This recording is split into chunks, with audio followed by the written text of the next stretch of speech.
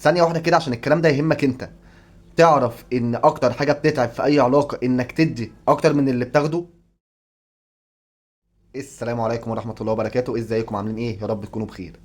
في ناس بتدخل اي علاقه وهي قلبها مليان نيه كويسه، بتدي وقت، حب، اهتمام ومجهود، بس في المقابل مش بتلاقي نفس الاحساس راجع عليها. والمشكله هنا مش بسبب انك بتحب، المشكله بتكون بسبب انك بتختار ناس مش شبهك في العطاء او مش شبهك في العموم. ولان في ناس لما تلاقيك موجود دايما بتعتبرك شيء مضمون، مش حاجة مهمة لازم تتضمن، يعني انت كده كده مضمون. ومع الوقت انت بتتعب وبتستنزف طاقة، وبتفضل مستني اي حاجة ترجع لك من تاني، ولكن للأسف مفيش اي حاجة بترجع. وعشان كده مش مطلوب منك تكمل في اي علاقة بتستنزف منك طاقة وتعب وجهد ووقت.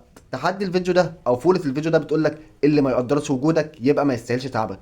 وبكده نكون خلصنا كلامنا. ما تنساش لو الكلام ده عجبك تدعمني بلايك، لو اي حاجه عايز تقولها لي يا ريت تكتبها لي في تعليق، ولو مش مشترك اشترك، ولو حسيت انك بتدي اكتر ما بتاخد يا ريت تكتب لي في التعليقات.